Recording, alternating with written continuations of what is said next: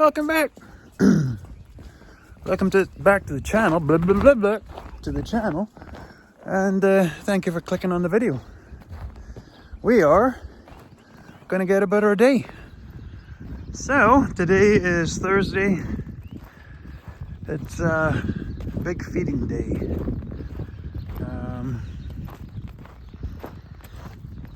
For those who are not used to the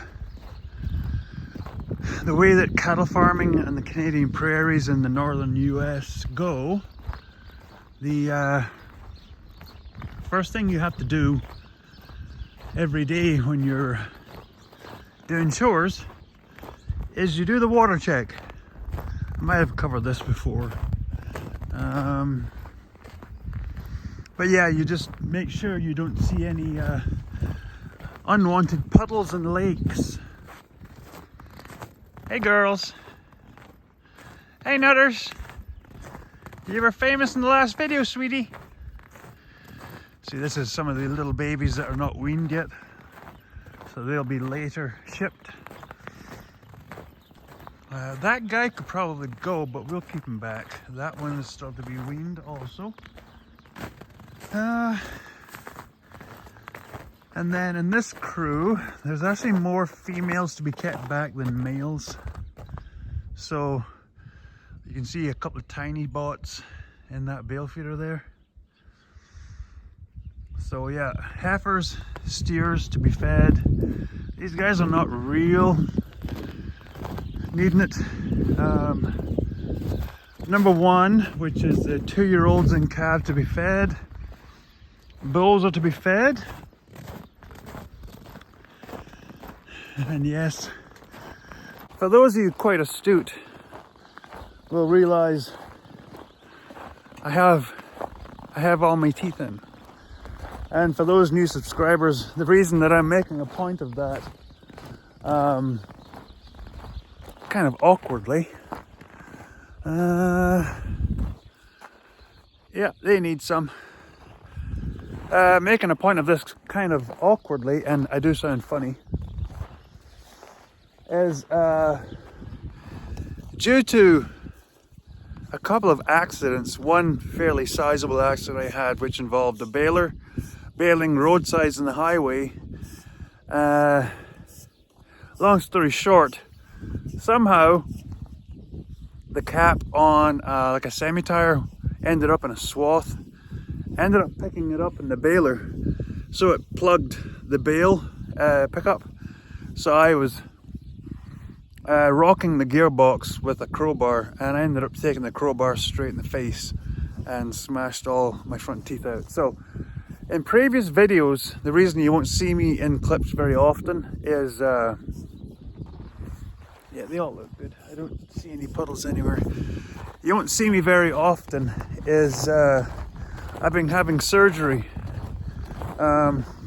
because I play. Hopefully you can hear me. It's a little breezy. Hey darling. Yeah, hopefully you can still hear me. I don't even know if you are. It's because playing the bagpipes, I couldn't just have normal dentures, or whatever you call them, implants. So I've had the screw posts drilled into my skull, and that's as fun as it sounds. Just so you know, look after your teeth, kids. Don't hit yourself in the face with crowbars.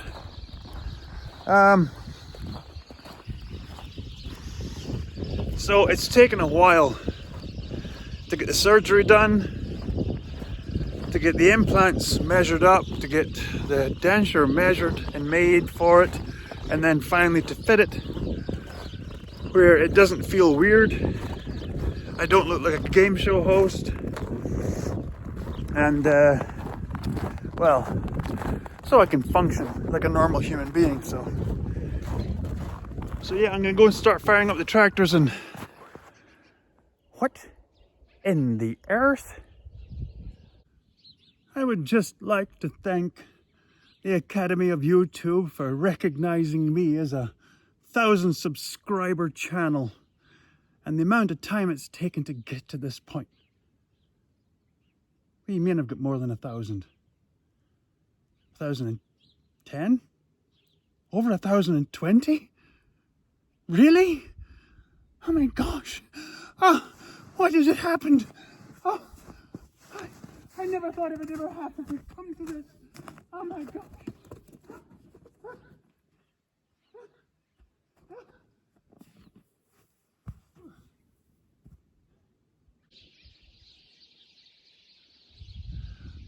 Well, that was awkward. Anyway, we'll go fire the tractor up and get ready to put bales in and get about our day. So, like I said, thanks for coming along, and don't forget to subscribe, and we'll see you in the next clip. Where did that dang cat go? Anyway, so we're going to give this, as true to the channel name, Wreck-It Ranch, we're going to give this thing a try in the press. Now, this is a press, not a press. This is a press that we got with the grain farm when we bought it in '95. So when we were moving, when we were selling the other farm and then we were moving everything that we wanted to keep back here, I thought, dang it, I'm bringing this. It wasn't sold with the farm, it was just going to get left behind. So I thought, no, I can use it because all I have is a little bottle jack press over there. So this thing is, I don't know, maybe 10 ton, which is perfect for everything that I need to do. And yes, I have a whole bunch of stuff I still have to go through. I'm in the midst of doing an engine job on a 425 John Deere garden tractor, which has a snowblower, which would be handy. Anyway, so I'm going to throw this in the press and see how far we get. And 5 minutes later, it looks like something. So,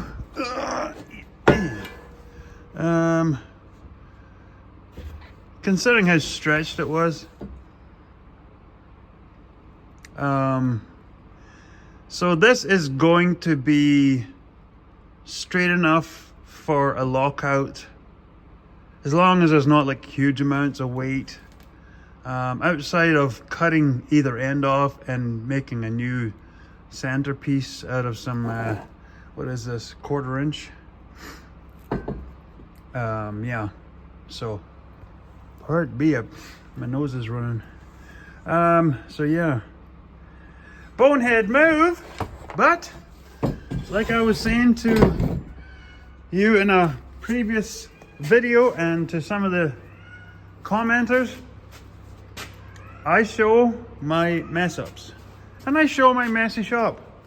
I make no apologies for it. It is what it is. Isn't that right? What are you thinking? No, you're just doing your thing, right? Okay. So I'm gonna have to repurpose a pins from somewhere, because 2-part pins don't work. Update on the Tango Turd. Talked to Shoal Lake, and apparently the half shaft from Quebec is a no-go. They had the right serial number on the wrong shaft. It was too long. So they've got dibs out to breaker yards. So not the greatest time of year for them to send guys out to burned out tractors to try and take apart front axles in the winter time. So that's fun. So here it sits and nothing else can come in here till it's out. So that's also fun. Anyway, Toothless is just gonna do what Toothless does, and I'm gonna go move bales. Well, I'm sad to say the running the grab loader bucket blah blah blah was short-lived. And before you say, no, Wreck-It Ranch didn't strike again, even though I'm just noticing that's pretty wet. Strike that, looks like Wreck-It Ranch did strike again. Yeah, see, there's little nicks and dings on that chrome. I didn't notice that before. Well, looks like it's had a harder life than we thought. Anyway, the main reason I'm taking this off is I was repositioning because every so often I like to switch out where the bale feeders are. So I was doing pen 3, south side pen 3, where the heifers, the yearling heifers are, and I couldn't grab the bale rings because of this. That's as low down as the grab goes. It does not meet the bucket. Now, that's as far out as that ram goes. So if a guy could find a ram with maybe a longer stroke, or cut this tab and bend it backwards a bit, I suppose it would work. Yeah, like cut a V, cut and then put it, and then put that V in over here. I'm not going to bother. I'm just going to put the bill spikes back on. Because there really is no benefit, especially once the other tractor's back, whenever the heck that's going to be. For now, if I need something with the bucket, I'll just use the skid steer. So yeah, because I do also have the manure grab forks and grab for doing anything that needs that. So I'm just going to park this. I don't know if I'll ever use this for much. So anyway, let's get back to her.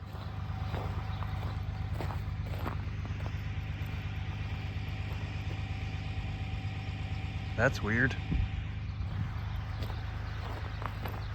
Always last thing in the day. I could hear the meter running on and on and on in the house. So I don't know what's been happening here. Yeah, crappy deal. At some point, the little plastic, oh, I've got this flashlight in the wrong direction, sorry about that. At some point, the little plastic pin that goes in there, where you see a split pin, that's not off-putting. Anyway, yeah, the plastic pin obviously got changed out at some point, and a split pin got put in there, and then the split pin just rusted out. So, looks like it's been trickling over for a wee while, but the snow kept blowing in on top of it, so I didn't know. Till the split pin finally let go and I could hear it. So as you can see, it's not bad, because there's no water over there, just in here. So tomorrow, if it's still good, I might see if I can break this away and shot back out the box. That way that it's not a bunch of water sitting in there to short anything out.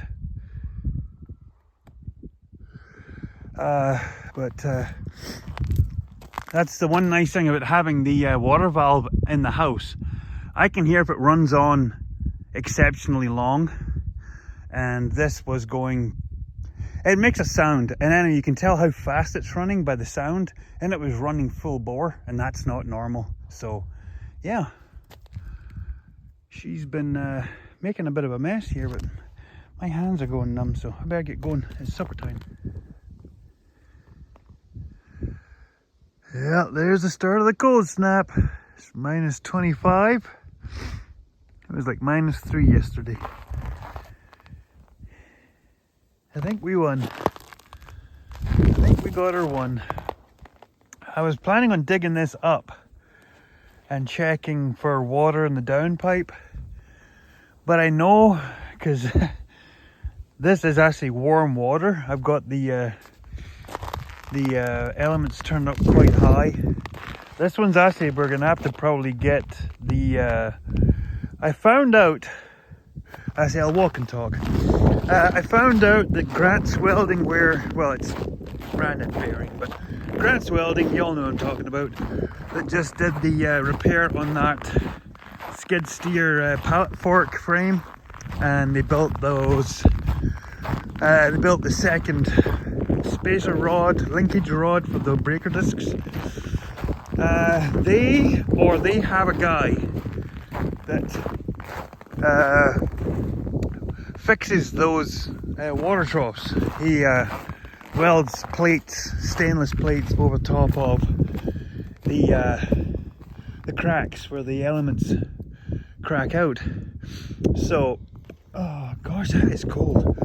So I'm going to start getting them down there. So we've got one spare one to get fixed. So I'm going to get it down there because the bull one is to be replaced this year, and then that one is probably going to be soon. So I gotta get this bale wall finished up to stop this wind coming in over into the pens. But I just noticed a little superstar. I don't know what's happened to her tail head. She's got a little bit of blood there. Huh. Anyway, I'm going to go find somewhere out of the wind to work. Oh. And today on Wreck-It Ranch, Piper Doug's bonehead moves. What do you do with a drunken sailor when you drop your pencil, your carpenter's pencil, down the back of a very tall wall? Well, tuck tape on a bit of bundle dunnage, and we'll go fishing. See if I can do this well. Sorry folks, if I can do this while looking through.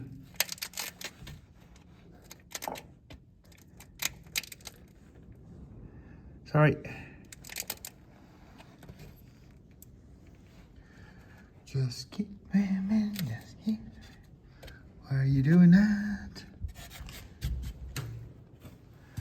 Yay! Not only is Piper Doug big of a doughhead, he's also a little bit of MacGyver A-Team.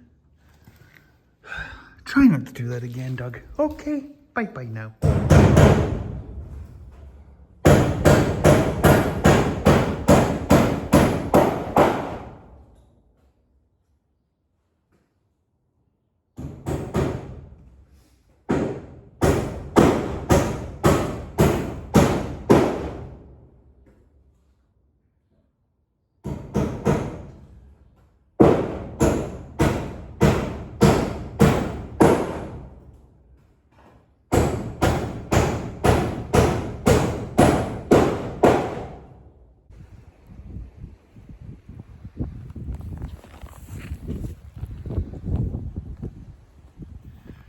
Oh, yeah, they are not keen to go out there.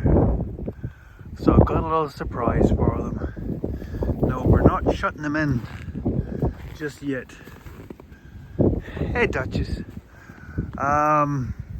There's Penelope. Alright. What we're gonna do is, for the next couple of days, I think we'll trade the straw feeders. I'm going to empty these out. I won't tell them too loud because I've got bales already set up out at the gate there at the staging ground. I'll bring them in and we'll feed the girls in the yard today.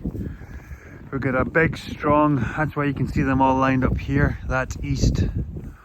So we've got a big strong easterly right now. I know we there, so that's Bud Light. Yeah.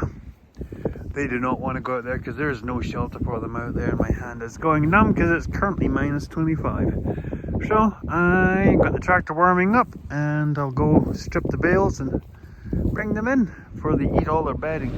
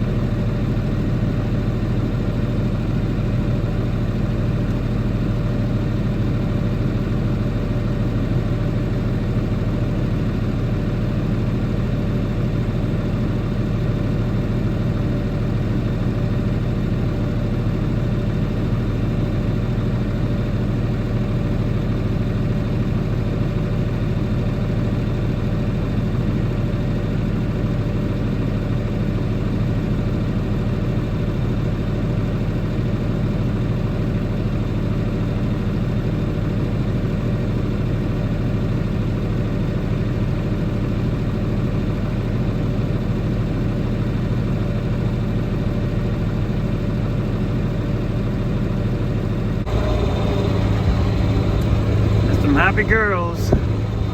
They're very confused why I was bringing the hay bales into the yard. Because if you look there, you can see the bale feeders are still half full. But the storm is coming this way and it's wide open here, so I don't mind feeding them in the yard. They've actually cleaned out the bale feeders. They, well, you probably saw that in the last clip. Those straw feeders were absolutely cleaned right out. So as much as I don't mind them eating that 3-year-old aged oat straw, because there is a good bit of nutritional value in that, that's not enough. Especially right now while it's so cold, so yeah, I'll feed them in the yard, and then once the wind switches around tomorrow, we'll feed them back out in the field again and fill the straw feeders up. But, oh yeah, happy February everybody. Now that it's February 1st, they only have a couple more weeks of outside world, and then we'll be shutting them in, so they've got that to look forward to. There's some bad snowbanks here.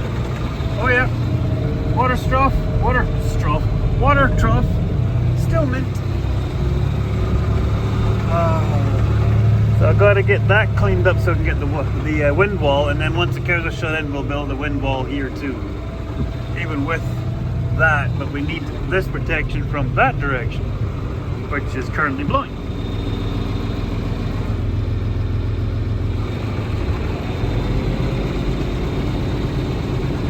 There's something you don't see every day.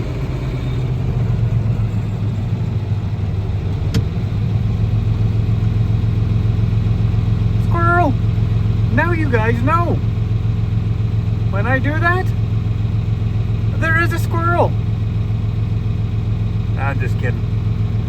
Anything can set me off, but that is truly a squirrel. Hi, buddy.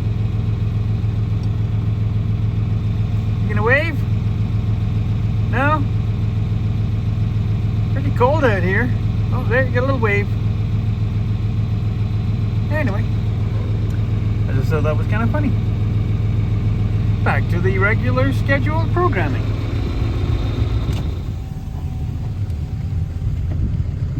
There's some happy ladies. So here's a question for everybody.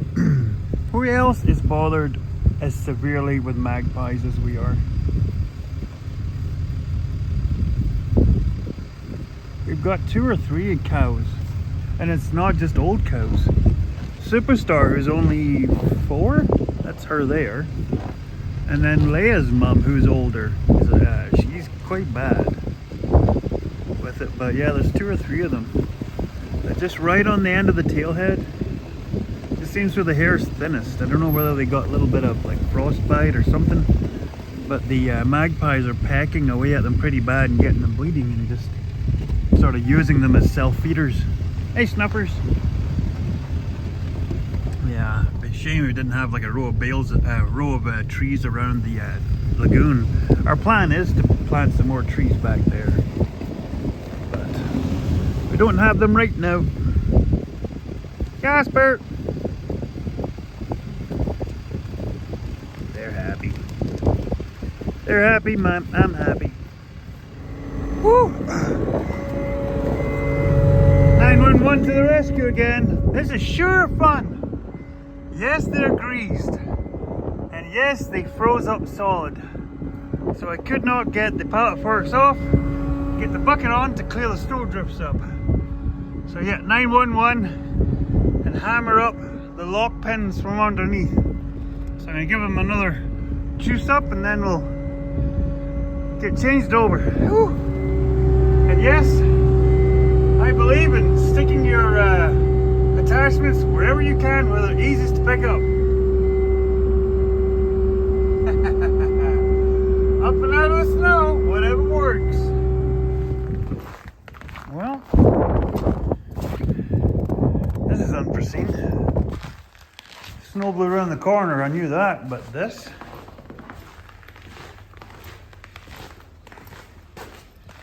Yeah. That's coming from down there. making little funnels up through here. So I think once we get bedding in the next corral up against the side of this, it'll stop most of that. But I think we might end up having to do spray foam down the bottom there, like some of y'all were saying, to stop that at least. That's not fun. Yeah, I know once we get the bedding in here, it'll sort of plug up all along the bottom there, and once we start getting some mud and stuff, some muck stuck in there and dried out, it'll block up all of that. But you know, for the most part, like it's not pleasant outside, but in here there's hardly any wind moving. But so I'm gonna finish putting these top caps on, and then we will move the maternity pen in here, and then that will be us getting ready to start building the finishing gates. Look, there's even snow up there. How on earth? That's just weird. Yeah, we might end up spray foaming this whole thing just to stop that nonsense. Anyway, I'm gonna finish this up and get back to you. Just what a miserable day. I tell you, these girls are happy they don't have to go anywhere. Anyway, so that's what I'm doing.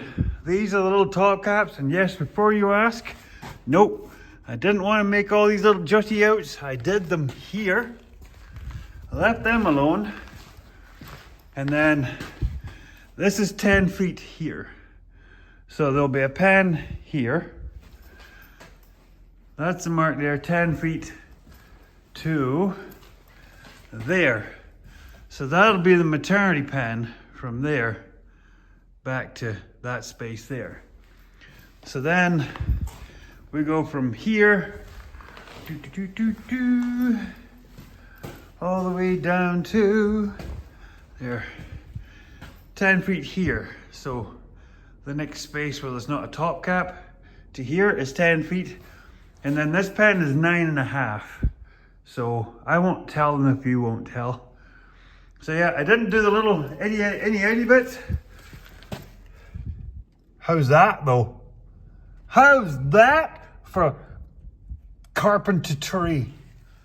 Don't look at that part. Anyway, so once we stick the maternity pen in and start taking measurements, there'll be just a panel that will go across to here. And then from here to that panel, half of the panel will open this way and go out there. Half of the panel will open this way so we can run them back round and into the maternity pen to work them again. And then from this panel over to the front, the head gate of the maternity pen will be a pen, so there don't need to be a panel there. And then this panel here will be the same as that. So one half will open this way to go out. The other half will open this way to go in, round, and back and in. That way we can reprocess if we need to. This one you shouldn't really have to, thinking on it, put the back side gate, because you have the little side gates on either side of the headlock to go back through and in. But I want that gate there just in case, because we've had trouble where trying to run cows back into the maternity pen past the head gate, they will not do it. They just won't. Some will, some just adamantly will not go past the head gate that direction. So I'm putting, same as that one, same here. If I can think on it, I'll write down a floor plan and put it in at the end of the video.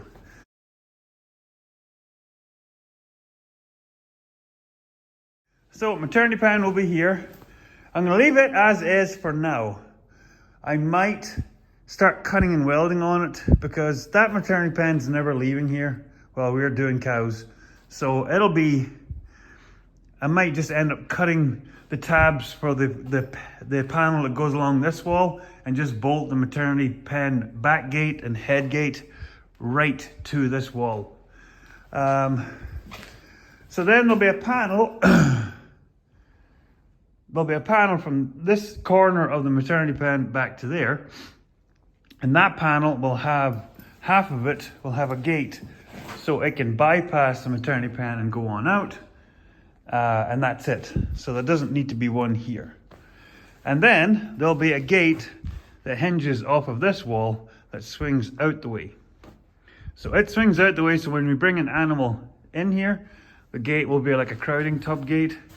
Push them in, and the gate for the maternity pen that will be back here also, it'll come in behind them, and then this gate will come in behind them again and push them down and into the head gate.